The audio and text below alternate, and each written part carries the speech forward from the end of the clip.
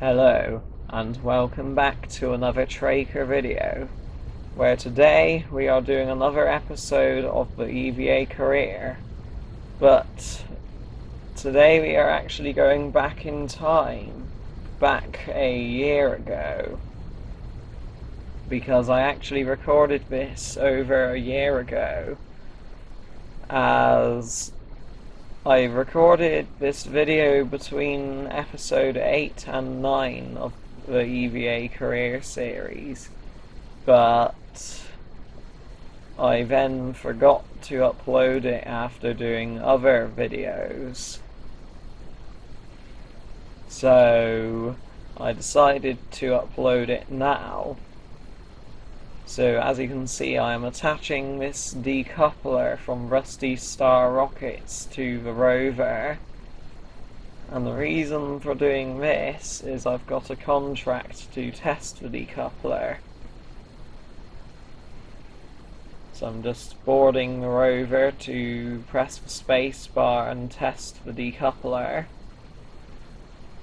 There it goes. And as you can see, it exploded. Anyway, now I've done that contract, it's time to do a contract I failed to complete in a previous video.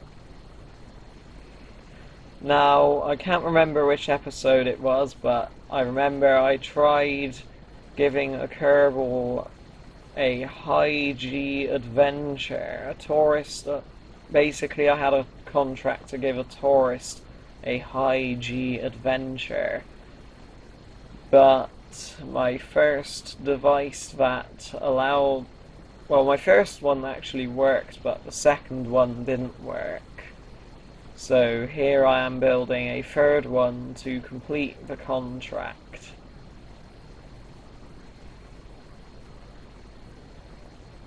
Now, the thing is with these contracts is I have to do it while flying.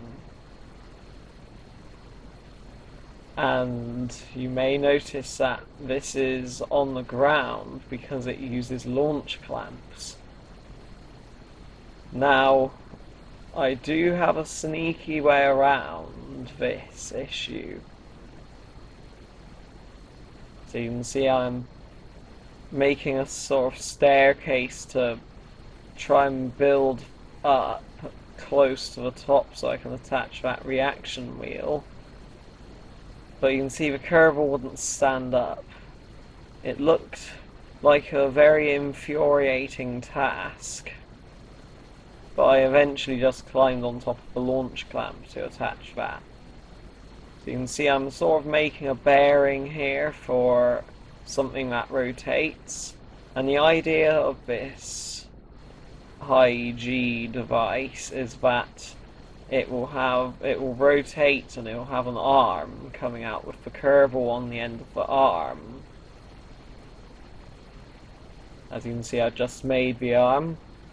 I will place that and put the jet engine on the bottom of that. So there I am attaching where the jet engine will go. And now I'm getting the wheels which slid away from the location where I was building.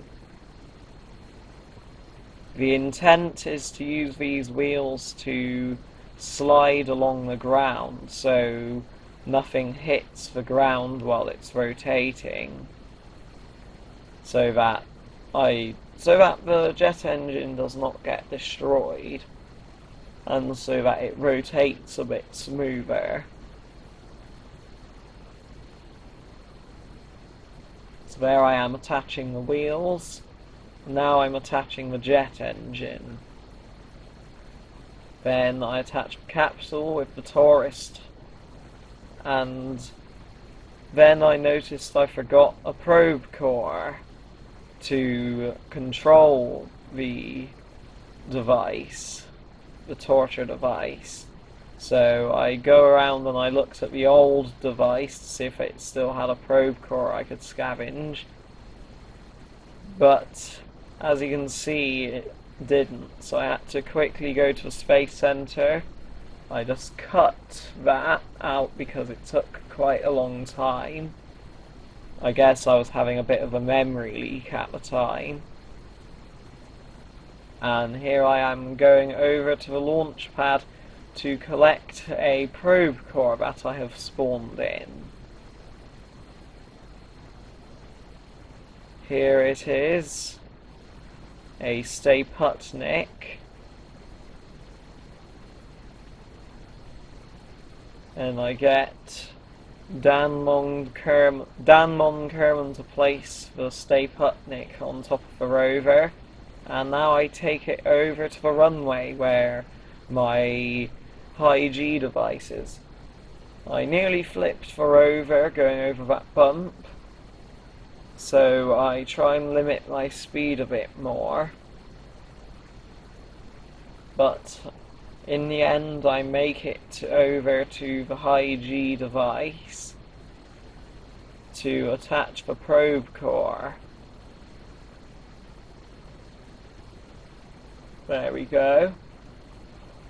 And you may notice, and there we go, it's complete. Now, how I managed to make this a contract, how I managed to complete this contract while, so say, flying, is because of that wing attached to the end of the arm. The wing produces lift as it rotates and lifts it off the ground. The game considers this flying, so it completes the contract when the Kerbal blacks out due to the high G forces. And as you can see, he has blacked out and I have completed the contract. So I throttle down the jet engine and the contract is complete.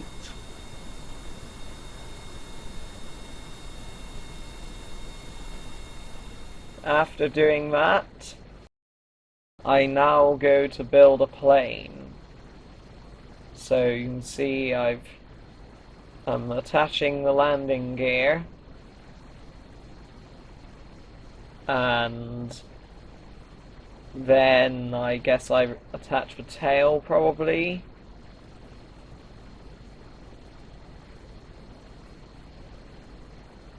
As usual, building planes on the EVA career is quite the struggle, especially as it keeps the wobbling around. There, I'm just trying to make sure that the landing gear is straight, and then I pointed out the fact that the other landing gear wheel is not straight. So I used the three Kerbals to lift up the plane and make it go upright. I was lucky that control surface didn't explode when I did that. I attached another wheel on the bottom to hold it up while I did this. And as you can see, the landing gear is a bit straighter now. I still wasn't happy with it though. So after doing that, I attach the tail, and then I apply the brakes to make sure it doesn't start rolling away. Then I go and attach the wings. So there's one wing. And then I move it forwards. Can't remember why I did that, because this was recorded over a year ago. And there I am attaching the beginning of the other wing. Then I get two more wing panels to attach. There we go, and that's how long the wings are going to be. Then I guess I will go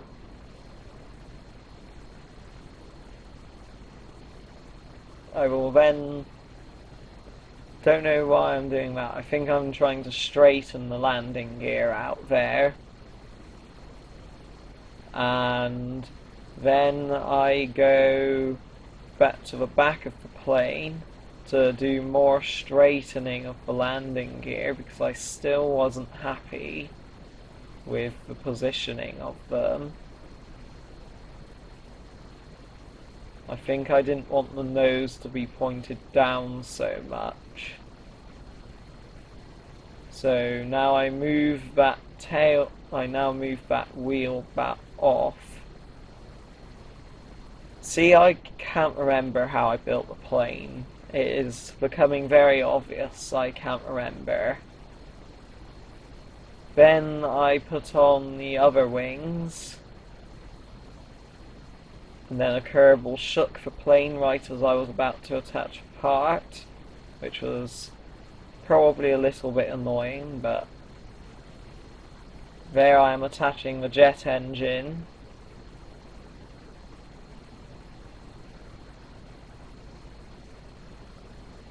And then I go on board for some reason. I go on board to start the jet engine so I can move the plane slightly. I then fit one of the rudder vators, as this plane will have a V-tail. Then I fit an aileron. As you can see, I do it in a very odd order. Then I go to attach the other rudder vator.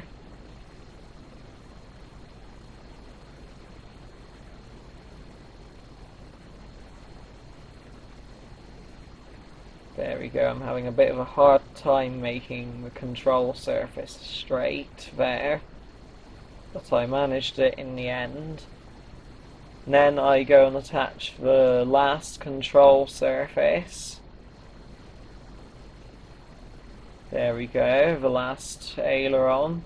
Then I decide with this last wheel, this spare wheel that is on the ground, I decide with this spare wheel lying on the ground, I decide to attach it to the tail to help prevent a tail strike, because the tail is quite low to the ground on that plane.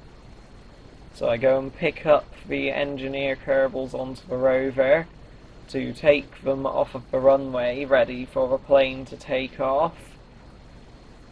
And then I turn around and go back to the plane because I realise I forgot the science experiments. So I get the Kerbal who has the science experiments in his inventory to place them on the plane.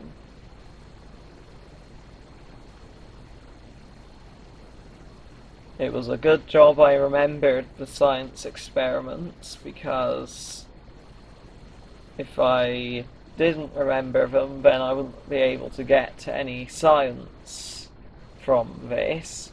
There I am checking the weight and balance of the plane, making sure the centre of lift is behind the centre of mass. And now I finally drive off of the runway, ready for the real takeoff. So there I am refueling the rover. And here's the plane. So first I will test the control surfaces to make sure they work, which they do. And then I disable steering on that tail wheel because it's not needed. Here we go. Just have to turn the plane around, ready for its takeoff. Now I noticed that the plane's steering isn't really very strong. So I tried adjusting the steering response and steering angle limiter, which didn't help. So I just had to deal with this very long turning circle it has. This plane is now ready to take off. As with any plane in the EVA Career Series, they are very hard to take off and land, and quite often I end up crashing them.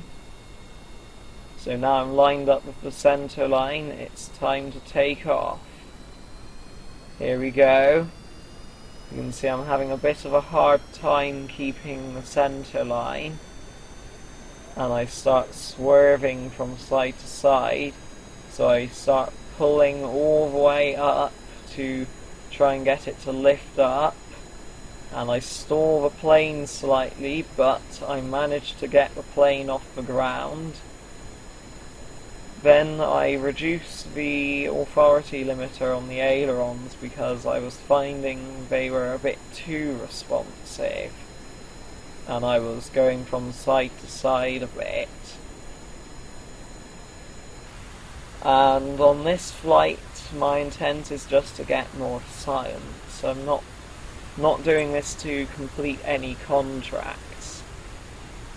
So the intent is to do the science and maybe fly to the desert to do science at the desert.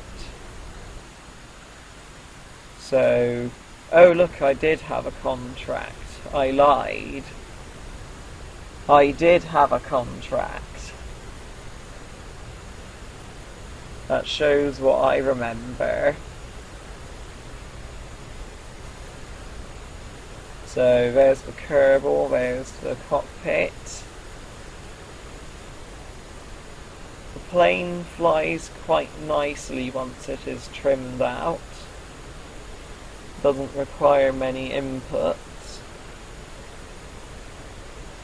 And as you can see, I have to do a barometer report near the mountains.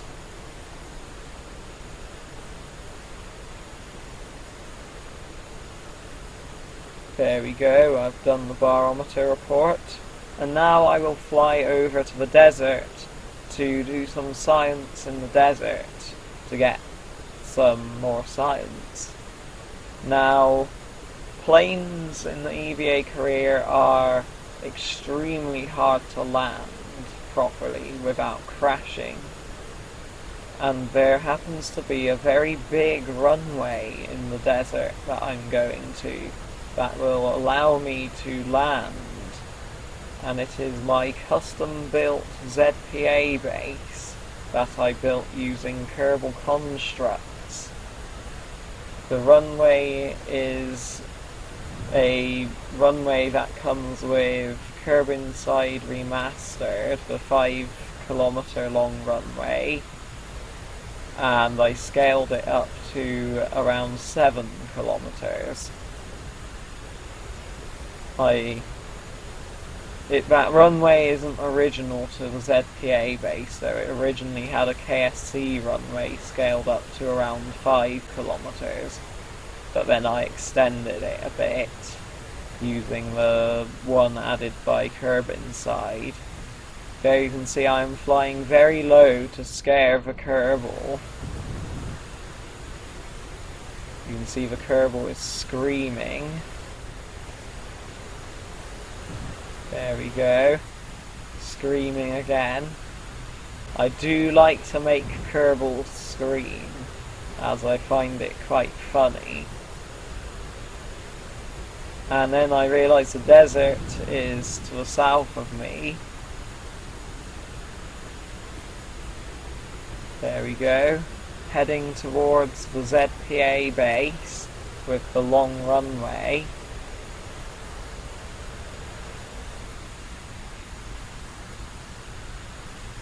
I'm going very fast, 250 meters per second on this plane with a Juno engine. Kerbal is screaming quite badly. And then I realised I'm coming in way too fast for the runway to land. So I decide to go and do some acrobatics as I come in, and I do a 360 over the runway so I can land at a slower speed. So there I am approaching, well, I guess I'm above the runway at the ZPA base to land there. so that I can do science in the desert. Now, as you may know from the last episodes that I did, episode 10 or 11 I think, I said that I landed a plane at a ZPA base and then abandoned it and I couldn't get it back. This is that plane, and here I am landing it at the ZPA base. So you can see I'm making sure the landing is smooth to try and make a nice, easy to control landing. Which you can see towards the end I had more issues with control. But I made it down with the second success. Then I stop and I go and do some science as we are in the desert. So I right click on the experiments to take data, and then I do an EVA report. And then I go back into the plane so I can do the rest of the science reports. And then I do some more science stuff. And then I test the controls. Now I don't understand why I did this. I guess I was intending to take off again.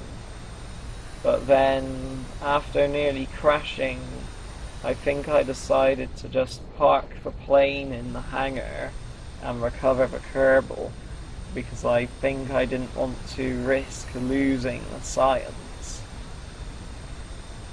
This would ultimately be a very bad idea, because when I end up needing a plane in the future, I can't just go and use this one. So as you can see, I'm taxiing it along the taxiway after attempting to take off but failing. And going towards one of the smaller hangars, ready to park up. And there we go, going into one of the small hangars. And then I get the Kerbal out, take the science and recover the Kerbal, which was probably a very bad mistake because then I couldn't get the plane back. Anyway, if you didn't enjoy the video, to remember to dislike and unsubscribe. Maybe you won't watch the next video.